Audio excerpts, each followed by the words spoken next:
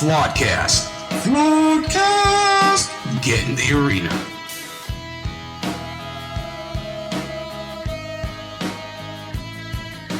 Hello and greetings to another fun-filled, exciting episode of Flawedcast. As always, here with my compadre, Jason. Hello. Welcome to Flawedcast. Will. I want to thank everybody for the comments and likes and shares, and I'm amazed. We have really steadily been growing. What we're up to, like 7 million likes and follows now? 8 million? Almost. Yeah. I mean, we're getting close to that. Close. Something like that. Other than that, anyway, just to get back to it, appreciate it. It's crazy that we got up to 7-8 million likes and views. I mean, I lose count. Yeah, I don't keep track of any of that stuff. It's crazy. It's crazy. But make sure you subscribe, share. You can listen to us anywhere: podcasts, iTunes, Spotify, Google Play, Breaker, Radio Public, Anchor, anywhere. Well, of course, we've got that meeting today with NBC. I know they want to do that special with us. Yes. On NBC. So we may be going national here very soon. We're not sure. Fingers crossed, knock on wood. We're also on Facebook, Instagram, Twitter, Parler. Thank you, everybody on Parler. We've been growing like crazy on Parler. Love that site. Gab, Flawed Inc., Flawedcast CLE. Look it up. We're there.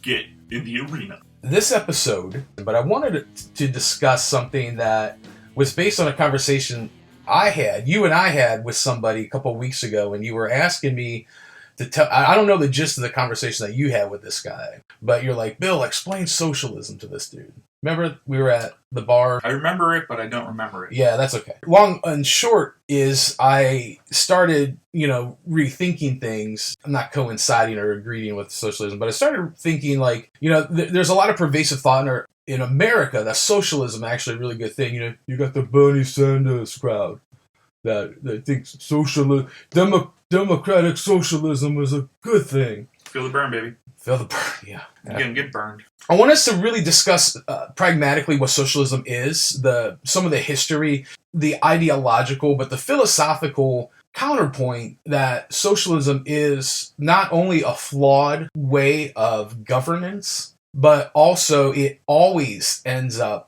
in extreme violence, how socialism is kissing cousin with communism, and the fact that communism has been responsible for more deaths in the last century than any other cause. And that's just a kind of a glossed over, overlooked fact. So I want us to kind of get into this, did a little bit of research. So here, went to Gallup. Galup's a pretty reliable source for polling. It says here, 4 in 10 Americans embrace some form of socialism. 43% of Americans say socialism is the good thing for the country.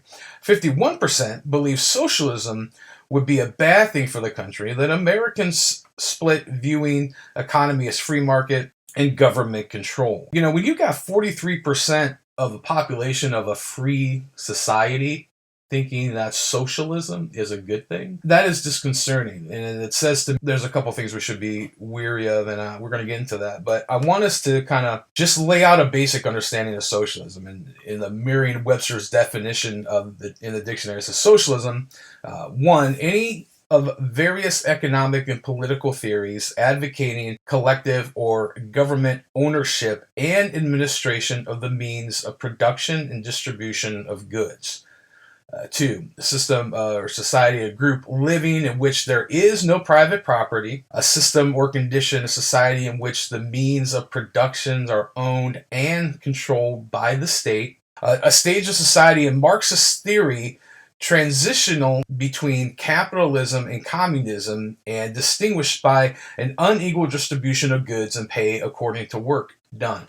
So just the definition there alone, if you really break that down, it's not a good, fair system. Right now, you work 40 hours. You get paid for those 40 hours, and the distribution of that wealth goes to you, and then you decide what you want to do with that. And socialism, it really isn't that. It's all up to distribution of the goods. Everything is solely reliant on the government. When you say everything, I mean, you don't mean everything.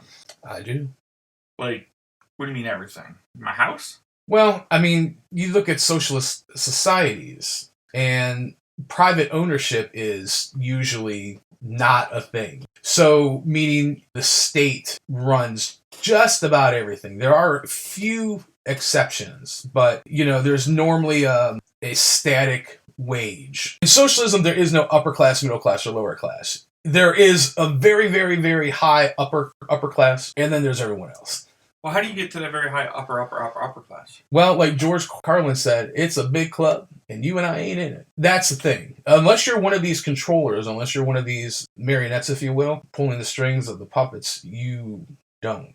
Because that's one of the good things about capitalism we're going to get into in a moment. If you have an idea for a company, in a free market, in a capitalist society, you, by your own hard work, your own diligence, your own ingenuity, your own creativeness, can create something, put something out there, and in the free market, if people like it, they will buy it, you'll become wealthy. That doesn't happen in socialism. The government will own whatever that is, they will reap the reward of it, and you will be given a pittance of whatever. So everyone's equal. In thought, or in idea, in notion, the notion that everyone is equal. We all get the same amount of money, right? Same amount of whatever from the government. Like they just, right? We don't actually go work for a private company, right? Well, once again, the state owns. So when I went to work for the restaurant's not owned independently by somebody. Once again, usually, if it's not owned by the state, it is heavily regulated and heavily monitored by the state. Okay. So, but if I work harder, I can make more. No. So if I work less hard than someone else, I still make as much as them? Yes. We're going to get into... So if I show up on time and they don't, we still make the same amount of money?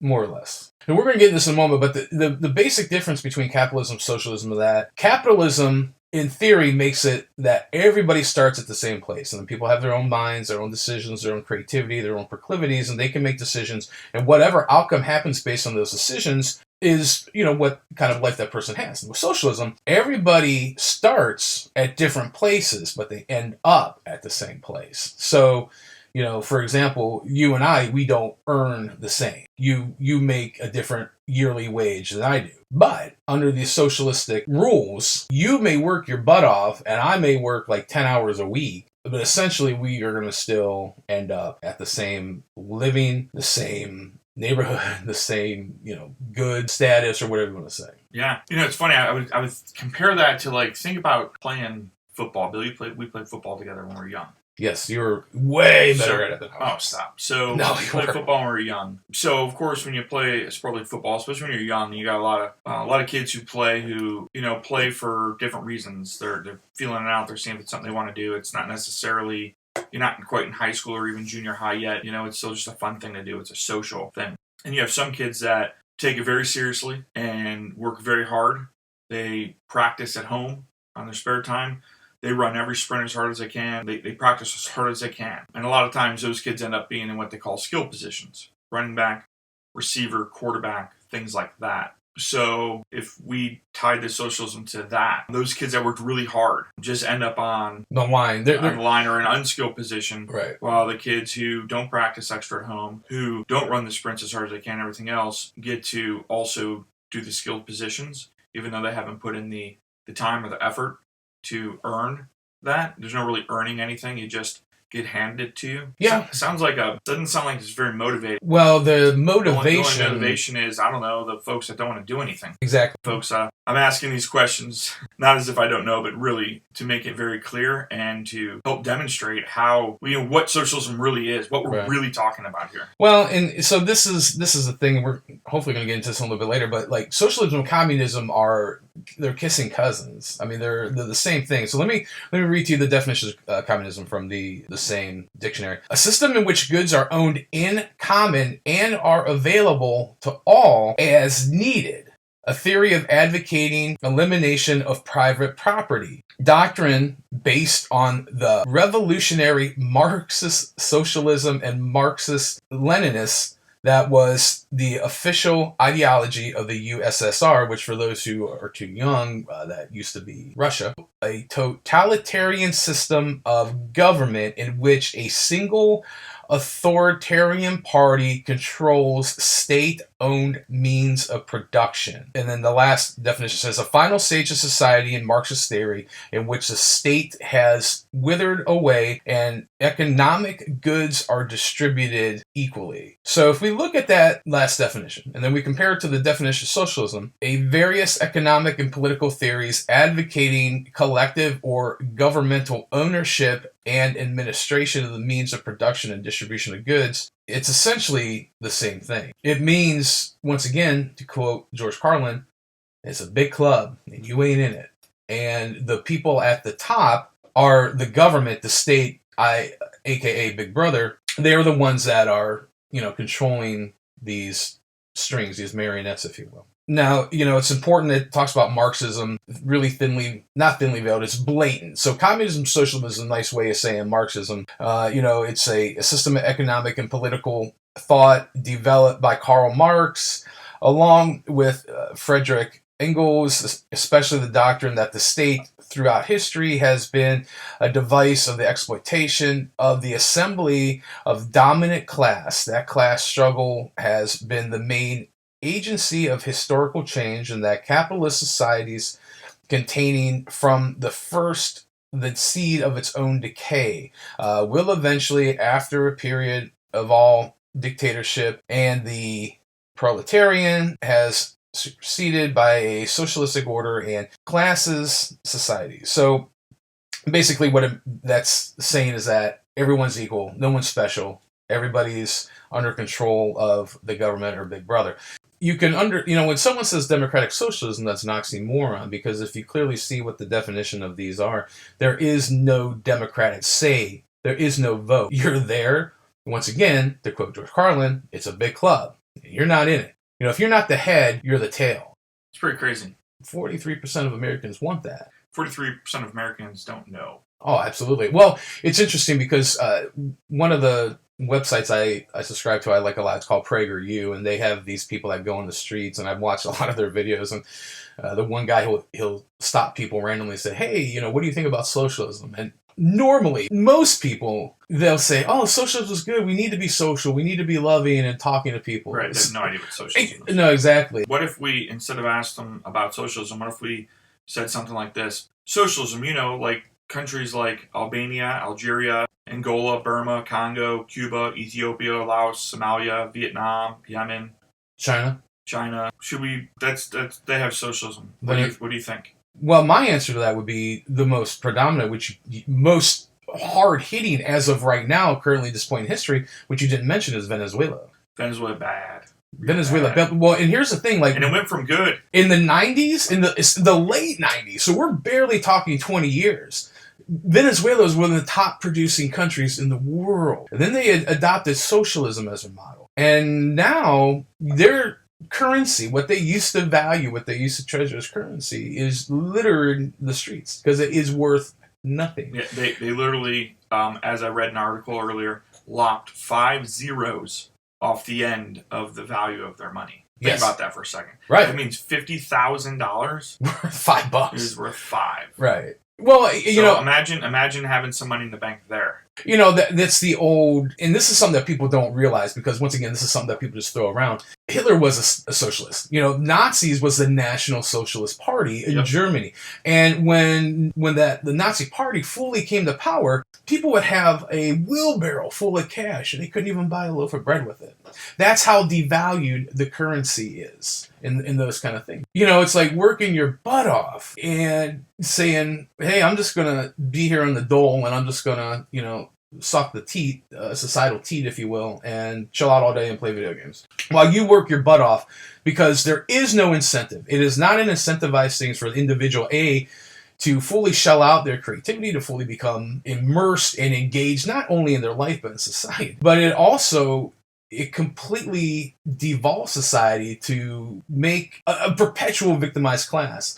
Well, the crazy part of what we're talking about here in socialism in the United States is that it goes against everything that our Constitution says. Socialism is government run, period. End of story. That's another way to say socialism. I don't care what kind of socialism you say. Socialism, municipality socialism, or whatever. Democratic socialism. Yeah, it's all socialism BS. Is run by the government or the powerful people. We already have that issue, if you haven't noticed, in this country right now, where our government is not focused on what their constituents want by any means. They're not listening at all.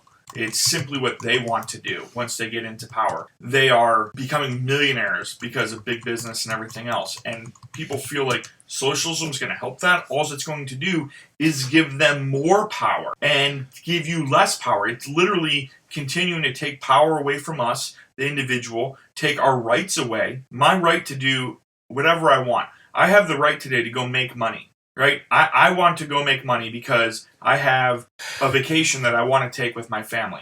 So I go get a second job to make more money. Or I come up with an idea to make more money. Or I put an ad in Craigslist and said, hey, I'm starting my own business. I'm going to plow snow. Or I'm going to do fall cleanups for yards. This is what I charge. I have the ability to do that. And keep the profit. So you get to reap the reward so that I can then do things for myself, things for my family. Right. So let's say for $100, you're going to come and clean someone's yard, rake their leaves, you do like a winterization of their yard. Right. You get to keep that. Well, theoretically, you get to keep that $100, but we have to pay taxes on it and whatnot. But I get to keep the profits. I get to keep what's left of that. We already pay not just taxes to maintain public schools and public roads that everyone gets to ride on. And I'll tell you, man. Well, Obama said you didn't. I make a decent living, and I pay a lot of money every year. And you own your own. A lot of money. And you own your own business. I own my own business. I've worked a long time. I worked hard to get there, and I pay a lot of money into taxes. And I don't bitch about it. I really don't. I'm fine with it. It is what it is. I'm not okay with the overtaxation I'm paying taxes on my money like 50 times because of all the things I got to pay tax on. But about my income tax, I pay that money, I pay my property tax, all that stuff to make the schools better. Well, I might pay in more than someone else who uses those schools. I pay into programs so that folks that don't have as much can have health care, can have food stamps, can have school-funded lunches. And I'm okay with that. I'm okay with giving a percentage of what I make already, which I already do, to help other folks have an opportunity. Doesn't mean that we need to let everyone have equality as far as end game equality. Right. That is going to depend on what you put into it. And don't get me wrong, sometimes folks are born into a situation that makes it extremely challenging. I understand that. I get that. Okay? But I'll tell you, when I grew up, I didn't get new things. I wore $12 tennis shoes my whole life, okay? When my jeans got holes in them, we put patches on them. We didn't have new cars. We didn't live in a big house. With that said, we didn't want for anything. Right. I eat meals, never wanted for food, never wanted for clothes, never wanted for happiness. Went to the amusement park every year for vacation. You know, went to Disney World once. Went to Florida a couple other times. Had holidays and everything. But we weren't wealthy by any means. And I'll tell you right now. Monetarily. I didn't go to college. I don't have a college degree. I've worked my ass off. I started washing dishes when I was 12 years old. That's what I started doing. I was managing a restaurant at 18. And I'm not patting myself on the back. I'm just saying what I was taught by my parents was you work hard and you have integrity. And if you have those things, and you keep your nose clean for the most part, stay out of trouble, serious trouble, be a kid, but stay out of trouble, you can find the success that you want. Success is different for everyone. In a capitalist free market society. So let me read just the definition of capitalism so we have an understanding of that. We have a place where we can go back. So we understand socialism, we understand communism, we understand Marxism. Let's just read the definition. It says it's an economic system characterized by private or corporate ownership of capital goods by investments that are determined by private decisions and by prices, production, and the distribution of goods that are determined mainly by competition in a free market. So, you and I have ideas to start businesses. You as a business owner know this. Success lies solely on our ability to make a good product if you invent something, or if you clean up yards like we were just talking about earlier, to be the best, most efficient yard cleaner-upper there is. The harder you work, the more efficient you work, the more competitive you can be in the free market society, the better that you're going to do as an individual, the more that you can gross. And obviously, you pay taxes, blah, blah, blah, so on and so forth. But the reality of it is that your earning potential is not hindered or halted by a state or a governmental system that prohibits the free exercise thereof, if you will. Food for thought. I was talking about this article I read, and then I want to get into something that really impacted me when I heard it. But it's on a website, I'll put the link in the bio of our episode, intellectualtakeout.org. It says, socialism and fascism have always been kissing cousins. It's a really, really informative, good article, but there's 3 main points that I took out of this article, and I just want to share because with the pervasive idea that socialism is a good thing, it really, in American culture, in American society, that will be our undoing. That will be unraveling, not just economically, but it would also be personally, spiritually, mentally our undoing. So there's a couple of reasons why, according to this article, this has become so pervasive. The first one is scholars have failed to convince the public of just how wicked all forms of communism were and remain. Most historians have focused their research and teaching of how quote-unquote liberated every form of eccentricity has become, and how, in terms of race and gender, victims remain victims. Remember I said that in it earlier, perpetual victim class. Almost all historians ignore the most salient fact of the 20th century, that governments murdered more than 200 million innocents, the largest massacre in the history of the world. Terror reigned in the killing fields, the Holocaust, and the Gulag.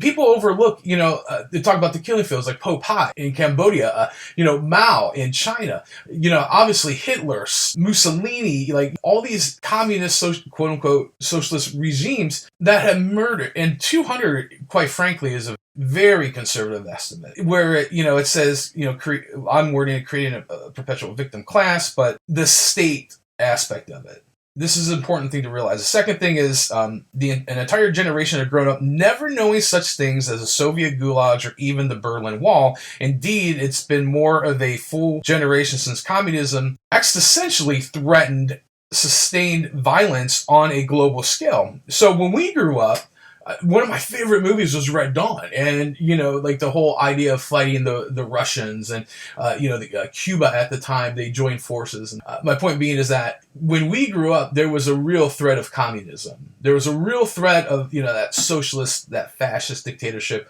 kind of a thing. Gorbachev in Russia. Right. That East versus West. The Rocky. Drago. Cold War, baby. Exactly. So there hasn't been that public face to it. It's more subversive now. China is a communist socialist country.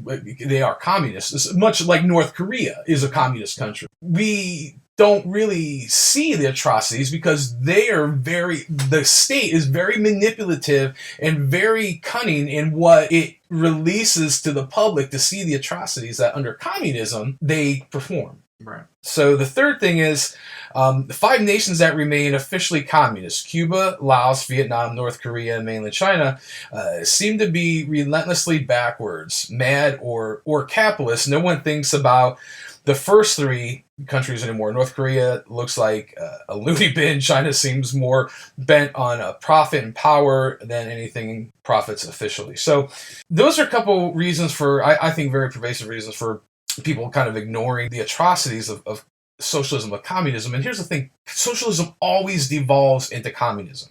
Some of the other information, and if you have anything you want to share, please let me know. But ultimately, this is how I look at things. In our one episode, we talk about like Neuralink and all that stuff. I talk about like the mark of the beast system and all that. This is eventually going to devolve into globalism. Globalism, it's a national geopolitical party in which the entire world is regarded and an appropriate sphere for a state's influence, the development of social, cultural, technological, or economic networks that transcend national boundaries and globalization. So essentially, instead of it being regionalized to a country, it's going to be the whole globe.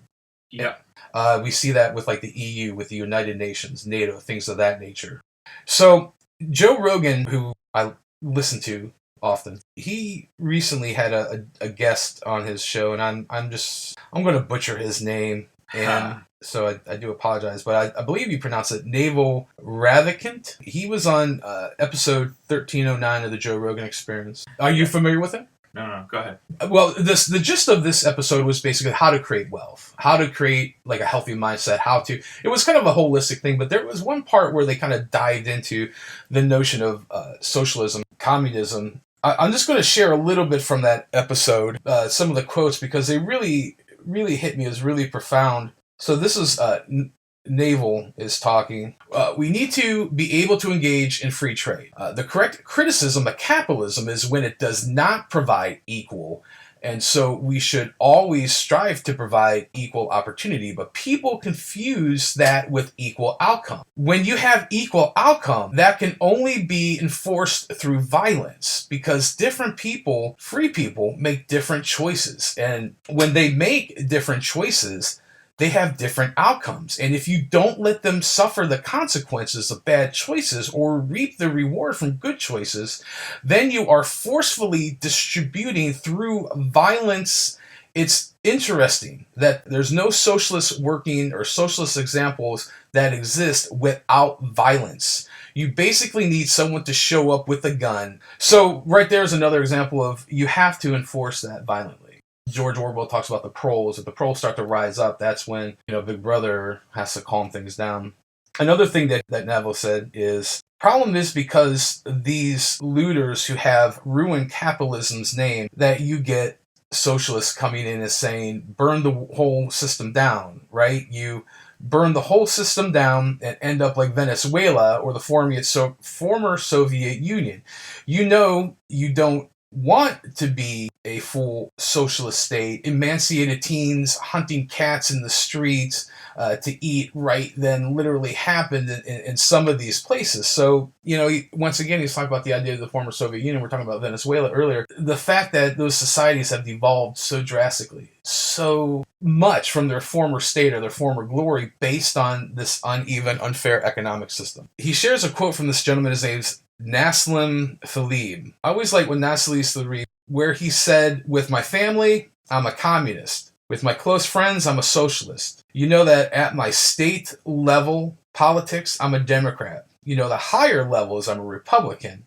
And at the federal level, I'm a libertarian, right? So basically, the larger the group of people you have amassed together who have different interests, the less trust there is, the more cheating there is, the better the incentives have to be aligned, the better the system has to work. The more you go towards capitalism, the smaller the group you're in. So in your house, you and your uncles and aunts, family is socialist. That's the right way to be in a loving, happy, integrated life. But when you're dealing with strangers, you want to be a real socialist. Great. Open your doors and windows tomorrow. Please, everybody come and take what you want and see how that works out. No, people like to talk about it. But and that just brings me, who's the maybe most famous current socialist in our government? Bernie Sanders. Bernie. AOC. Right, but this is the funny thing. I mean, Bernie's definitely been there a lot longer. He's the one, right? He wants to be Venezuela. He's made it very clear that that's what he wants America to be. He's literally said that. This dude's freaking crazy. So, but check this out. This is what bullshit these people talk. It's really easy for them, as long as it's not their money they're giving away, as long as they still get to stay on top and have all the things they want. Bernie Sanders released his tax return. Okay, he disclosed them. He topped $1 million. Okay, now these are the people that he always bitches about. So he feels that you should have to pay upwards of 43%. So what do you think he paid? He paid the 26% is required. His gross income was $561,000 and some change, okay, in 2018, which you pay 26% tax on, which is the tax rate, right? When he says that we should pay more. So when asked about it, saying, hey, why didn't you pay more in taxes? Why didn't you not take the deductions that were there for you? Why didn't you give more of that money to help other people? His response was, come on, I pay the taxes that I owe. So he's not interested in giving his wealth to other people. Well, and this is also a gentleman who had to lay off the majority of his staff in his last campaign because he refused to pay them the minimum wage that in New York City, he refused to pay them that living wage. So he's like, well, I'm just going to lay him off. I'm just going to cut back my staff. Right. So it's utter hypocrisy. The other thing I wanted to say, and I think this is probably the most important in that whole bit with Joe and Naval.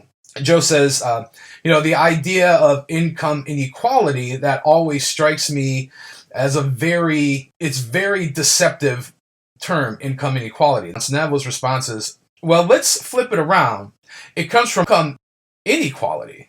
Outcome inequality is there because you make different choices. Now, again, going back as if it were because I didn't have the same opportunity, that's a problem. Yeah. So society should always try to give people equal opportunities, right? So in our society, how the Constitution, how America has traditionally been laid out is you and I, Jason, we start at point A. Now, point Z is, when we go tits up, if you will. Okay. We take a dirt nap. You and I both essentially have same opportunities. Now, you have different proclivities. We have different talents. We, in America, traditionally have always had the opportunity to take those proclivities, to take those talents, to take that ingenuity, take the hard work, and do with that what we please to earn a living, to be a productive member of society. What socialism is saying is, whenever our financial goal is, let's say you want to be a millionaire, but let's just say you want to be like a Donald Trump kind of guy, right? That's awesome. If you achieve that, that's awesome. If I achieve what I achieve, that's awesome. But here's the thing. Under socialism, communism, we end up at the same place. Or let's just reverse that. Let's just say you make great decisions and I make stupid decisions. Let's just say, for the sake of argument, I piss all my money away on records and CDs and comic books. That would never happen. That would never, ever happen. But let's just say that you're wise and you invest and you start a business and 10, 15 years, you put all your money back into your business. But at that point, then you start returning. You start seeing the returns. You start seeing that investment start to pay off. You achieve your goal of being a millionaire, multi-millionaire. And let's just say, for sake of argument, I am just in a room surrounded by thousands of CDs and records, but I don't have a pot to piss in or window to throw out. You and I both had the same ability. We had the same opportunities. We started at the same point. But where we finished is different. Socialism, those multi-millions that you made will help fuel my ever-growing record collection, theoretically. It just doesn't make any sense at all for this country. The reality is this: if you want socialism, there are countries out there that have it. Go for it. The misnomer that socialism is going to provide everybody equal opportunity. Everyone the same shitty equal opportunity. Well, exactly. And, you never hear these purveyors of socialism talk about the fact that socialism always, that Naval said it, that article I read said it, socialism always devolves into communism because you have to forcefully keep people oppressed. It's something within the human spirit that the Almighty has put into us to make us want to rise above, to make us be our best selves, to not only honor Him in that, because, there's a parable in the Bible where there's three different people and there's the boss, essentially. And the boss gives people different talents. In the Bible, it talks about it being money. So there's a guy with 10 talents, a guy with 5 talents, a guy with 2 talents. So the guy with 10 talents is smart. He invests it. He gets another 10 talents. And the boss is like, dude, that's awesome. I'm going to give you 10 talents. Give me what you earned. And then go and do what you're going to do and start another business. The guy with 5 talents, same thing. The guy with 2 talents is like, the boss came to him and said, what did you do with the money I gave you? And he goes, well, I knew you're a mean person. I didn't want to lose any of your money, so I put it under my mattress. And he goes, you ass. You could at least put it in the bank and earned interest. And so he took it, and he's like, ow. So the other guy with 2, who did nothing, kind of thrown on his button. And so my point being is that even in the scriptures, even in the earliest days, the Almighty has put something in most of us, all of us, I believe, to take our talents, make a living, improve society, to help the betterment of man, if you will. Well, I was taught growing up, life's about choices, and those choices are going to make up. When you look back, your past, your life, it's all built upon the choices that you made. And what we're saying with socialism is, don't worry about your choices, good or bad. You're going to be all right. If you make great choices and you work really hard, tough fucking luck. If you make bad choices, don't worry, we got you. And the reality is, we're already set up in this system that we have to be able to help the folks that made bad choices. We really are. There's all sorts of assistance out there. There's all sorts of opportunity out there. It's unbelievable. And they're like, well, we're so, inequality's so bad that if you work this job, you can't even afford to live. Let's go look at some of these socialist countries. None of them can afford to live, and there's no opportunity. I actually have a very good friend of mine. Unfortunately, he sadly passed away a few years ago, but he grew up in Romania when he was a kid. And he used to tell me stories about how at 7 o'clock, all the power gets shut off to all the houses. Go to bed. How they were rationed 2 loaves of bread every day. That's how he lived. And he did everything he could to get out of there and become a United States citizen. And that's what he did. he explained to me what he lived. He was forced to be in the military, which I don't know that I disagree with that, by the way. I think he could serve some people well, but that's a whole other topic. Yeah, well, another episode. But there's no option. He had to go to the military. Just a lot of pretty crazy things when you think about it. No opportunity for his family to get out of the hole they were in, the hole that everyone was in. So not just his family, all the families, everyone, without leaving the country. And that's what he had to do. Of course, when he left and he became a United States citizen and then made enough money in the U.S. to bring his sister and his mom and his dad to the U.S. as well. He can do that and shit many miles away and having to earn citizenship in this country. Right. And we bitch and moan because so-and-so doesn't have an opportunity. Stop it, man. Well, that's what this country is. Sure. In America, people aren't going to like this. And I'm okay with that because people don't really understand history. America has been flirting with democratic socialism really since the FDR administration. Yeah. That's when all these, Social Security, all the, they started with the wheatless and the meatless during the Great Depression, with the Dust Bowl in the Midwest, so on and so forth. But that's when a lot of these programs started to come out and be rolled out. And, Social Security is just a big Ponzi scheme. But essentially before that, America, like people that were downtrodden, if there were people in our society, because there's always been people in our society that have been less fortunate, from whether they're born with some kind of handicap or something that keeps them from being able to achieve or work as hard as another person. There's always been those. Even Jesus said, you're always going to have the poor. In those times, pre-FDR, churches help people, family help people, right? So let's just say, for example, you have a fourth sibling and that fourth sibling has club feet and it makes them they were born that way. It makes them incredibly difficult for them to walk, to live a productive, normal life, maybe like you or I could in that regard. The family would help. So whatever position or whatever kind of job that person would have, there would be help until that person could be stable. That would be shelter, providing food, right. Give them a place. Right. And I really, really believe in that. Now, problem with a lot of these socialist programs that we're talking about, is that there is no incentivization for people to say, hey, I'm going to help you, but in return, blah, blah, blah. Back in the day, and you know how families are, you're not going to be able to sit there and rest on your laurels and let mom and dad, well, nowadays you can, but back then you couldn't let mom and dad take care of you. And the reality of it is that that's how it used to be. So, but now, like I said, FDR was that person. Well, and I think a lot of things tie into that, Bill, because I think a lot of what you said has a lot of truth. And when you think about it, we also have to look at the decline of family and family values. Well, absolutely. And that's purposeful. And you talk, and I'm not trying to make this one system or one party or another, but if you look at people that consider themselves progressives, your example of Bernie Sanders, I pay what taxes I have, I pay what I was supposed to pay,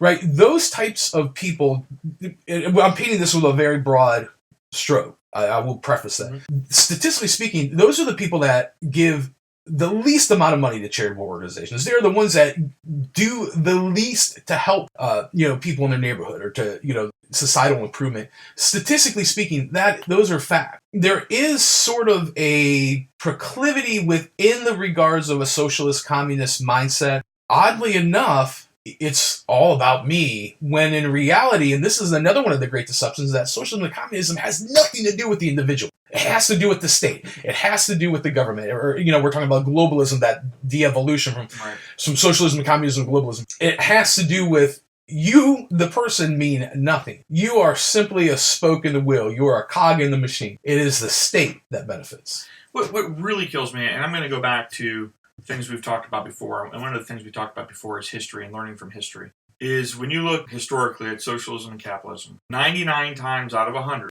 not only does it fail, not only does it create poverty amongst the people, it, as you mentioned earlier, includes violence, it includes death. And I don't mean death because of poverty. I mean massacres. I mean, why are we not looking at the history of socialism and communism and realizing what the hell we're talking about? Why do we think, what's the definition of insanity, Bill? Doing the same thing over again and expecting different results.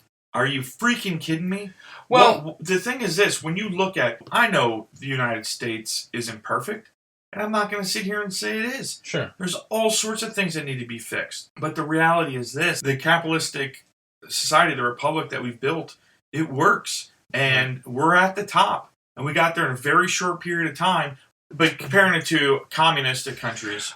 Sure. Well, the two things I would say trying is... to take over those entire countries. Or just take the country they have, and it ties very much into racism. They literally try to get rid of whole freaking classes of people. It's just extermination. It's disgusting. It's genocide. It's true fascism. Like, we throw that word fascism around a lot, but that's true fascism. Historically, like, over the last 100 years, it's ridiculous. Yeah. Ridiculous that we even have to have this conversation. So the two things I would say is, like, crony capitalism is horrible. And I have this discussion with one of my best friends all the time. There in 2008, when there were all those bailouts, like GM, Ford, all that stuff, I was always like, F them. Let them fail. That's how the market works. Because if they would have failed, yeah, that would have been bad, catastrophic. People would have lost jobs. However, the market would have found something to replace that eventually would have picked up, right? So let's just say GM went out of business. Well, maybe Chrysler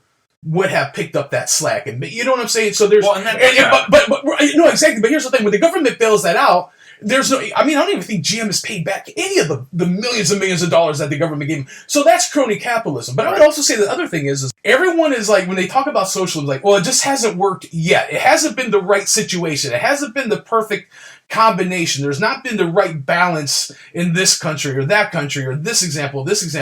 And that's the thing. That's the fallacy. That's why I call this the social... That's why I go back to what's the definition of insanity. Stop it already. Right. Man. That's like jumping off a cliff and saying, well, if I catch just the right wind, without wings, I'll be able to fly.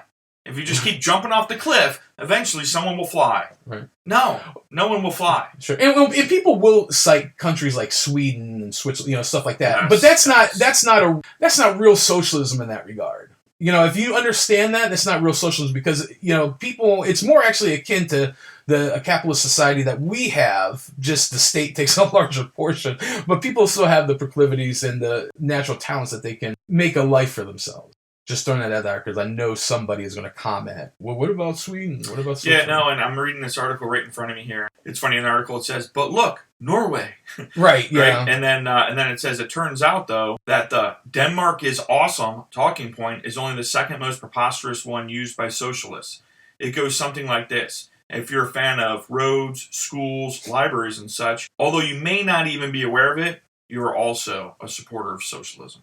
This might come as a surprise to some, but every penny of the $21,206 spent by our favorite AOC, her district, each year on each student, rich or poor, is provided with the profits derived from capitalism. There is no welfare system, no library that subsists on your good intentions. Socialism leads to misery and destitution. Socialism is the leading man-made cause of death and misery in human existence. It's a great article, got a lot of facts. Yeah, it's good.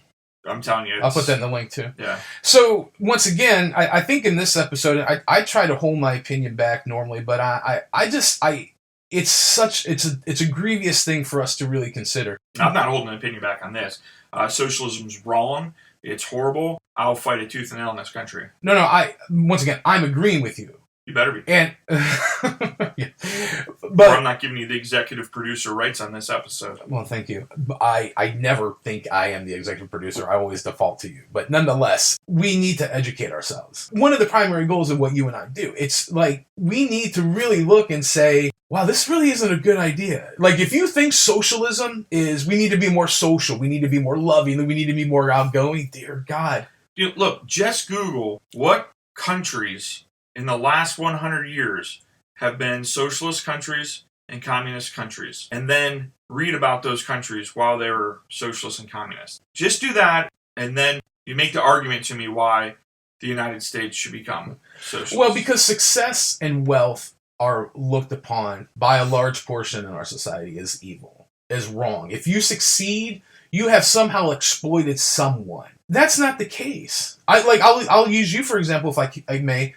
You're very successful, but you work your ass off. I hear people think, I've heard it said, that folks who are presidents or CEOs of larger companies or who've made success even locally to become wealthy, and they see them maybe on the golf course, or they see that they fly here or fly there. They think they have these extravagant lives and that they don't work. People just pay them and they live up in the clouds somewhere. And the reality is this: I'm away from my family probably 20 weeks a year. I have 5 children. I miss choir concerts. I missed the Christmas choir concert for my son last week because I was in North Carolina working. I miss orchestra concerts. I miss baseball games. I miss those things so that I can continue to not just provide, because I want to do more than provide. And when I say that, is providing to me is more than just putting food on the table. I want to provide them with a future.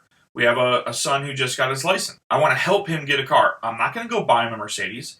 He's going to get a piece of crap, just like I had, and drive that piece of crap around. But I'm going to help him get that. He pays for his own insurance. Right. He has a job. Right. Well, I have 4 other kids that I have to help get a car. Yeah. I have 5 kids that want to further their education. They're all not going to go to college. They don't all want to go to college. But they do want to go. So our oldest said he doesn't think he wants to go to college, but he wants to go to a trade school. And my deal with all of them is, whatever school you go to, if you graduate with a degree or certificate or whatever it is from that school, I will cover the costs of that. Mm-hmm. I'm fine with that. That will be my way to help you get ahead. Well, I want to be able to provide that. I can't provide that by not sacrificing some things. Right. And I have a great relationship with them, and they understand that I have to make some sacrifices. My wife understands I have to make some sacrifices in order to do that. On these trips, when I go out of town, I mostly see the inside of a hotel room or an office. You know, Mm-hmm. when I go to these awesome places, like, oh, you got to go here and you got to go there. Yeah, man, I've been in like 32 states. I can't tell you anything about most of those states. They weren't on vacation, but I have to make a lot of sacrifices in order to be able to do that. That's just the reality of it. I also, last night, I had to do emails at 9 o'clock at night. I had some things I had to take care of. I take phone calls, later than I have to a lot of times, or on the weekends, or I'll put work in on the weekends. Right. I don't get to leave my job and go back. It's always in my head. It's always going on. I'm constantly thinking about what I have to do. The reality is, you don't get ahead by pushing other people down. You get ahead by working hard. I believe when you look at it, capitalism, it provides opportunity, it provides jobs, it helps put food on the table. You can spin anything the way you want to spin it. If you're pissed because you don't have what someone else has, then go get it. That's what's great about this country. You just said something really profound. You said that it's not about pushing people down. Actually, capitalism is the opposite. It's about lifting people up. It's not about true capitalism. Once again, we're not talking about this crony government bailout capitalism bullshit. We are talking about true free market capitalism with the individual being empowered, the individual having the freedom to make their decisions, be it good or bad, and reap the consequences of that, once again, good or bad. True capitalism, in its purest form, its most successful form, allows the individual to not just promote himself, but to promote others with him. I mean, I'm going to sum it up like this, Bill. Capitalism equals opportunity. Socialism equals control. Socialism equals violent control. Right. Oppression. The opposite of freedom.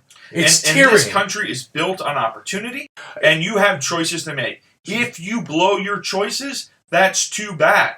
Well, the good thing even about that is that if you F up, in America, you can get a second chance. You can get a third chance. And you can also go and retrain yourself. You can go back to college. You can go back to trade school, like you're saying, which is a great thing to do. We need more trade. There's so much opportunity. Exactly. It pisses me off. Well, and that's every time I hear someone talk about how they can't find a job or they don't get paid enough, then go get it. It is out there. I'm telling you, it's out there.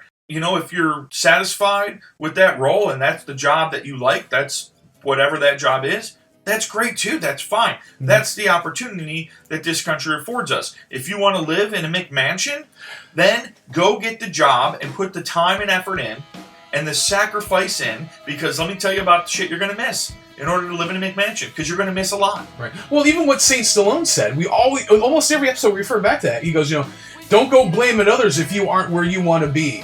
Don't blame this person, that person. You're better than that. That's what losers do, and you're better than that. Right. Don't do that. That's the temptation. Well, I could be ahead if I weren't blah, blah, blah. We live through life, and there's ups and downs, and we learn from the bad times. We learn from the mistakes to get better and to have more good times. No one's going to be able to give that to you. If you think switching to government's all of a sudden going to give that to you, the only person who can give that to you is yourself. Right. Go out and get it. Get in the arena. I think that sums up well. I think this is probably as good a place as any to kind of put a period on this. But it better be, because I got to go. Well, in that case, I want to thank everyone for their support. Thanks for listening. Please, How we grow is by you sharing. Please share these things. If you have ideas for an episode, flawedinccle@gmail.com. We will have you on as a guest. Hell yeah. We'll give you, we'll pay you $500,000 to be a guest on our program. And I will make you a cup of coffee. Cup of coffee, $500,000, and purified water. That's what we promised. That's what we got. So anyway, follow us on Instagram, Facebook, Twitter, Parler, Gab. Make sure you subscribe. We are on YouTube, iTunes, Spotify, Google Play, anywhere you listen to podcasts. We want to thank you guys and refuse to suck. More importantly, refuse to accept tyranny. Fight for freedom. Because that's what capitalism is. It is freedom. Mental freedom, financial freedom, more importantly, but... And just remember, Flawedcast is a sheeple-free zone. Word. Out.